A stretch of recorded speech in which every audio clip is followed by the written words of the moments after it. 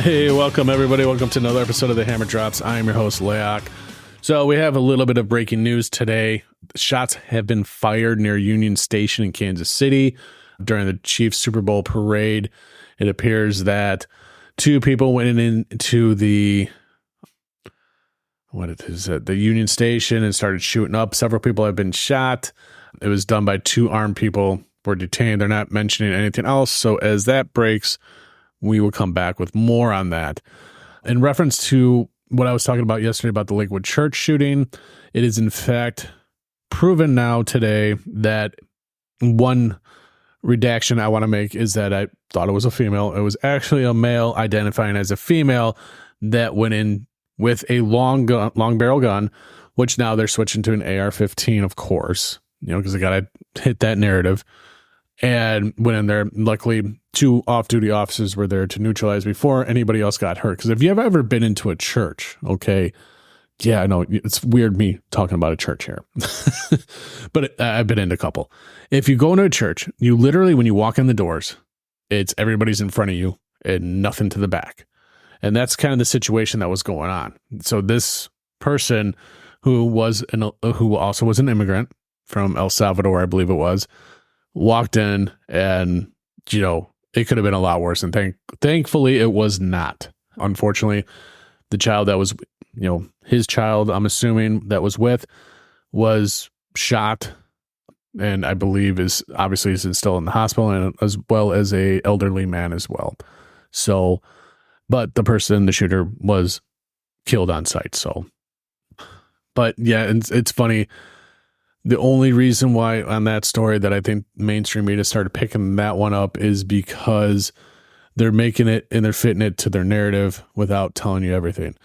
First and foremost, they're hitting the AR-15 because we all know they're coming after our guns still. They're bitching them they're trying to take away the Second Amendment right, the right to bear arms, saying that you don't need assault rifles. Well, jackass, AR-15 is not an assault rifle. The AR stands for the company that actually made it. Okay, it's not an assault rifle. The fact that they're not touching base on that, they're trying to bury the fact that he was a transgender, identified as a female, which blows their narrative out of the water. The last, handful of mass shootings have been done by transgenders. So we have that. And to top it off, him being an immigrant, that right there just blows their border policy right out of the water, which brings me to this. As far as the border goes, President Biden needs to pull his geriatric head out of his ass. Okay.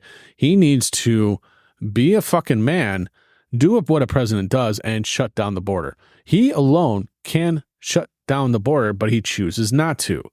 He wants to instead blame it all on the Republicans because he wants to deflect. And that is not the sign of a good leader. A leader does not deflect the problem onto somebody else. And that's exactly throughout Biden's tenure in the White House. All he's done is deflect everything onto his successor, which he cannot. And for the people that want to do that as well and blame the successor, Trump, let's just say Trump. You want to blame Trump for every little thing that's going on. You want to blame Trump for the economy. You want to blame Trump for gas prices. Fact of the matter is under Trump, we had some of the best growth in jobs in our economy.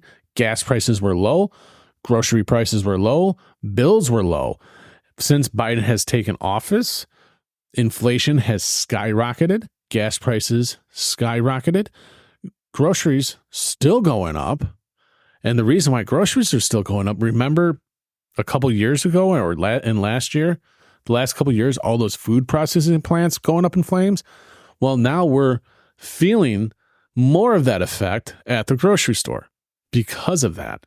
Well, how about the bird flu when they killed off millions of chickens? Notice how your chicken and your eggs are up in price. That's why.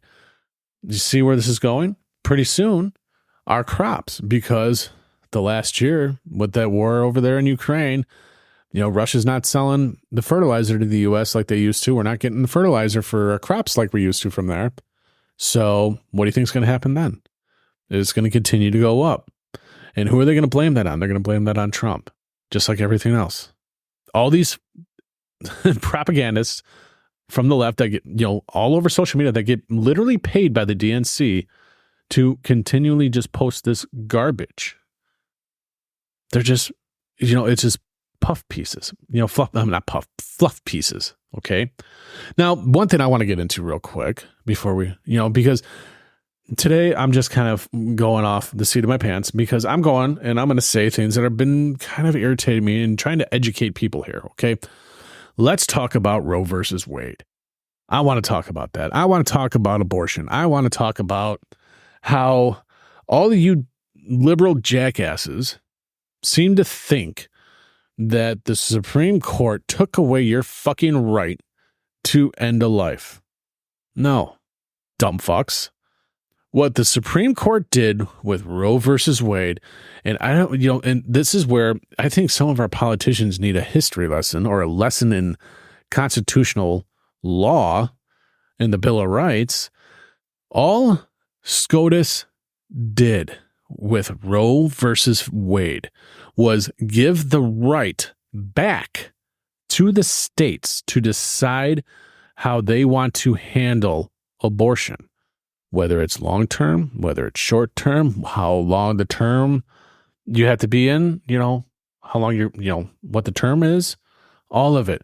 It was given back to the states. And the fact that you have these Democrats all up in arms still about it, it's because, want to know why they're up in arms about it? Why they're having their little temper tantrums when it comes to Roe versus Wade and all these fucking influencers that are being paid by the DNC are, echoing their bullshit. It's because it has taken the power away from the federal government to make that choice, which it should. The federal government should not be allowed to make the choice of anybody, medical freedoms or anything when it comes to that. That is down to the states, not federal. And a lot of you, unfortunately, a lot of people have been bamboozled into believing that, we can't have an abortion in this state anymore. I'm not voting for Trump because I can't have an abortion in this state. Or I'm not voting for this Republican because I can't have an abortion in my state. When that Republican could be, say, or whatever state, say it's Matt Gaetz over there in Ohio or wherever, or Lauren Boebert over there in Colorado. And somebody in Wisconsin says, well, I can't have an abortion and it's because of them. No, you need to look at your state representatives and your governor and your lieutenant governor and stuff like that. And that's why you can't have an abortion in your state. It's because the laws that are on the books in your state alone is why you can't have an abortion. But Adam Schiff and Chuck Schumer and Nancy Pelosi, AOC, all these fucking cracked out fucks want you to believe otherwise. That it's up to them to decide. That's what you want? Do you want to be governed like that? You want to be governed on a federal level and not on a state level? You'd have a much better opportunity to be able to have an abortion on a state level than you would on a federal level, in all honesty. But I digress. You're going to believe what you're going to believe because that's what they're programming you to believe. And unfortunately, it's just way too much. Hopefully people start to wake up a little bit on it and, just wake up, And then, of course, we also put in our episode the other day about the whole segment that involved Trump and his comments about NATO. Of course, that right there is being echoed. That's not really being echoed. They're taking the 20 seconds saying, basically for, to do whatever they need to, which when he says to do whatever you need to, he means do whatever you need to get the debt that is owed back to you without violence. If you have to put sanctions on them, then that's what you do. But all these quacks over, Republicans and Democrats they're the same. Okay. Also, while you were sleeping yesterday, New York elected a new congressman to take Santos' seat in the House. And unfortunately, it was a Democrat that won. I'm going to be a bigger man here. I'm going to say congratulations to the winner over there. Unfortunately, New York, it doesn't really, it's like Chicago. All right. Because most of Illinois is Republican. I don't care however you want to see it. But when it comes to Chicago, that's typically what decides Illinois because of how it's drawn up. And most of Chicago are just a bunch of liberal nonsense, want free shit kind of people.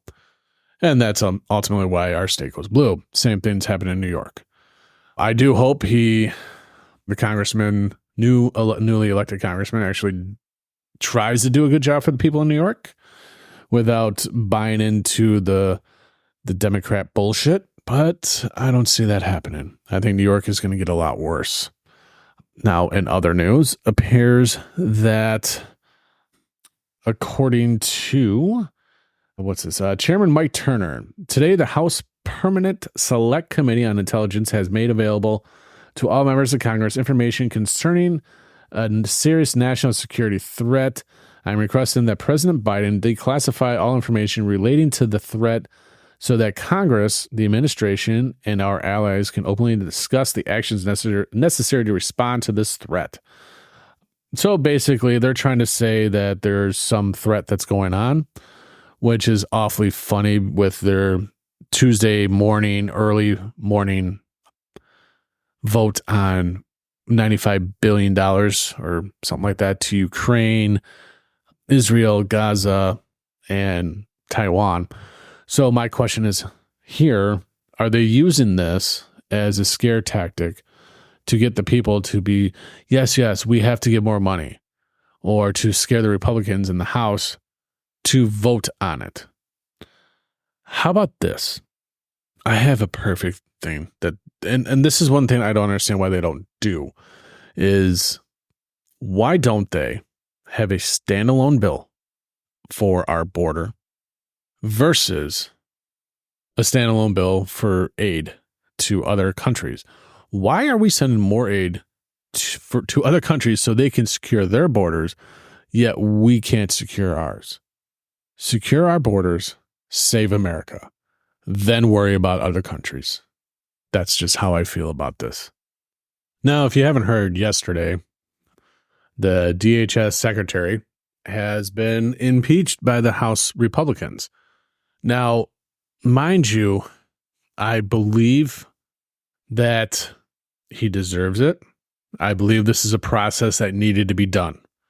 But it's really ultimately not going anywhere else. Yes, he was impeached by the House. He will not be impeached by the Senate. He's going to go to work every day like nothing ever happened. So ultimately, what did we accomplish here? What was accomplished by all this time, all this money we used to impeach this guy? Yes, he's done a shitty job at the border, but so is Kamala Harris, who is in charge of the border. But yet, nothing happens to her. Here, you know what I'm saying? It's just, I'm having a hard time with it, understanding the Republicans' reasoning on this.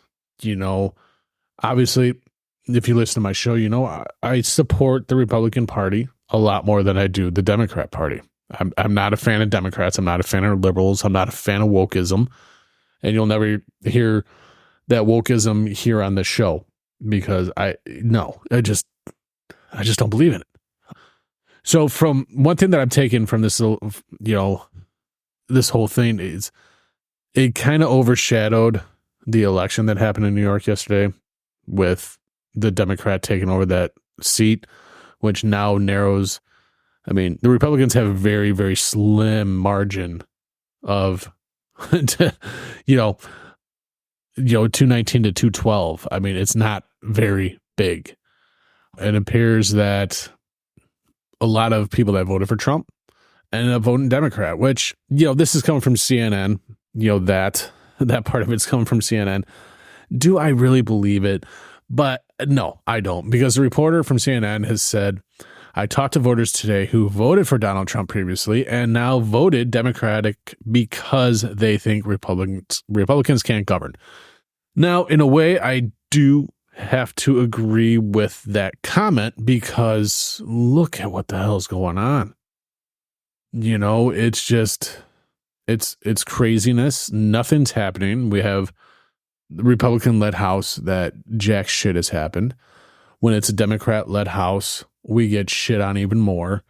So maybe the Republicans have stopped some of the shitting on us, but we're, still nothing's happening. I don't know about you folks, but I'm slowly, I don't have faith in our government. I don't, because the government's not for the people anymore. It's for their best interest and how much money they can make. Let's be honest. That's what it's about now for them. They can give a rat's ass if Joey down the street served in the military and, saved lives. They don't care about that anymore, regardless of what they say, So you had that, I think what needs to happen is if we as a country are going to move forward and prevent the bad shit from happening, because, if you look at everything that's going on, for the first time ever, you have our government sanctioning fucking American businesses in Texas over the border. You have half our country opposing the federal government and what they're doing to the border. That's 25 states that are opposing the federal government. You know what happened the last time that happened? I don't know if, some of my listeners, if they're younger or whatever, but if you're younger, you may hopefully they still teach this to you in school. But when the last time that happened, when half the country was against the government, that was the Civil War. Okay. What do you think is going to happen if we go to a civil war? It's not going to go well. And ultimately, and honestly, I feel that they're setting that parameter up for that with predictive programming. They have Obama's movie that came out about Armageddon that happened. They literally have a movie coming out about that's entitled Civil War. It's just a bunch of craziness. Maybe it's conspiracy theories. And I want to apologize real quick. If you hear a little whining, that's my little baby puppy. He's probably not liking that I'm doing an episode right now, but I'm almost done. So don't worry. He's okay. He just woke up. So I think it's some predictive program that's happening. Ultimately, we don't want a civil war. We really don't, because that's not going to end well for us. That's when all hell's going to break loose and shit's really going to happen. So, we need to take a step back as conservatives, as Republicans, even as Democrats. Democrats need to take a step back as well. All this is done since 2020 with all this crap has divided the country. And it wasn't Trump. I'm not going to blame Trump. I'm not going to blame Biden, all of Biden for this. But the blame goes on both ends. Okay, let's just put it that way. The blame goes on both ends because this country is truly divided. Biden came in with his goal, and what he said was to unite the country.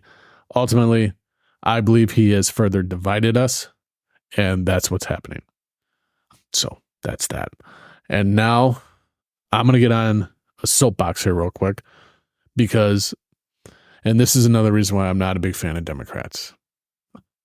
And I'm just going to go off on here. And I'm going to apologize. I'm not going to use very nice language here.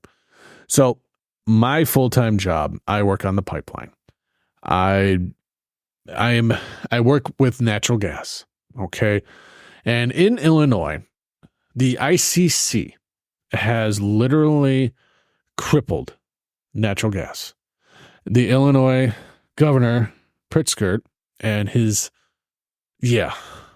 have literally this whole push for, this climate change, this whole push for green is a bunch of bullshit. Okay. And honestly, getting real tired of it. And this is why. And first and foremost, what I want you to realize, and this is why I'm tired of it, is I'm going to explain to you here.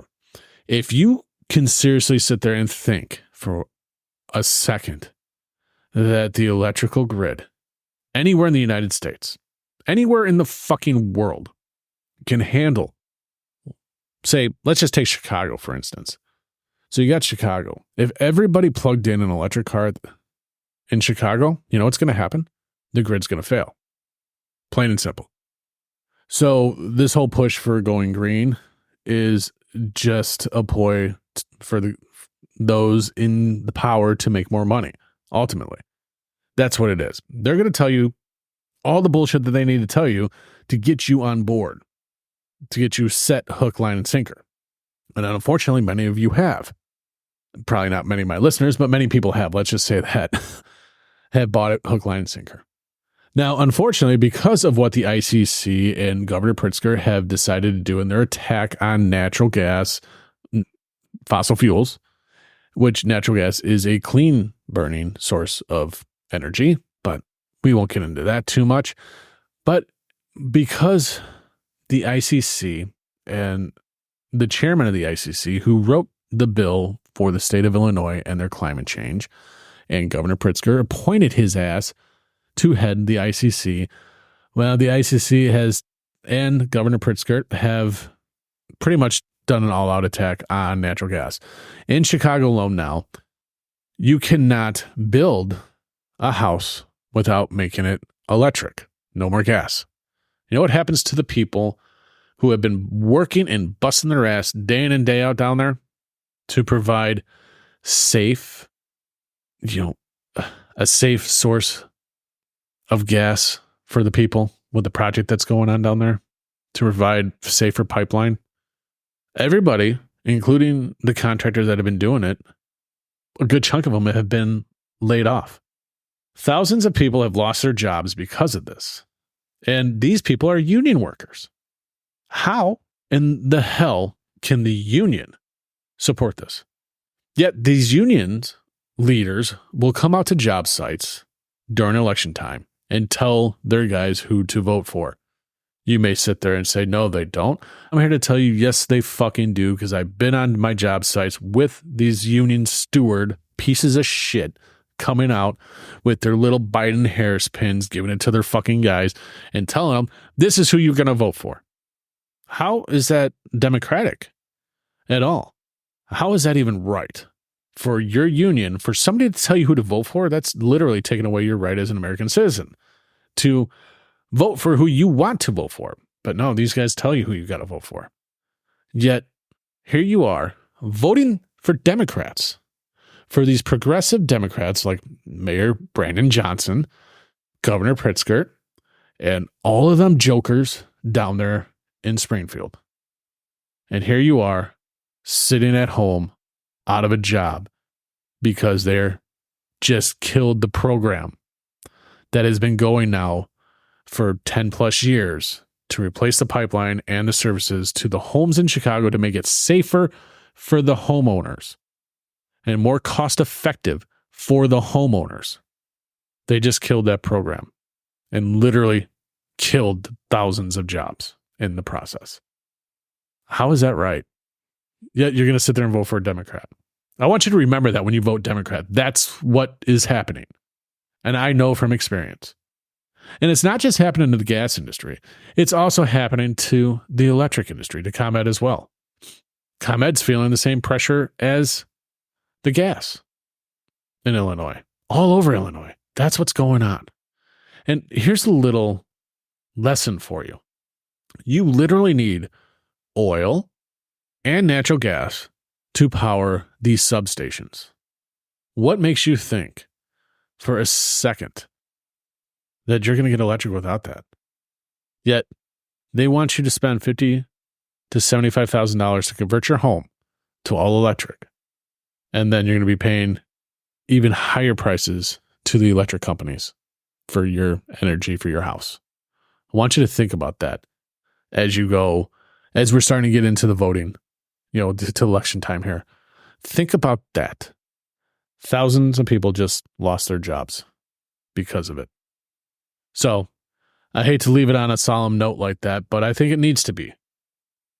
So don't forget, follow us on social. Go to any one of your favorite podcast platforms. Leave us a comment on the episode. It's going to help with the algorithms. Share this with somebody that you think it's going to offend. Share this episode with them. And until the next time, folks, let's be good to one another. We can do better. And save America, close our borders. I'm out.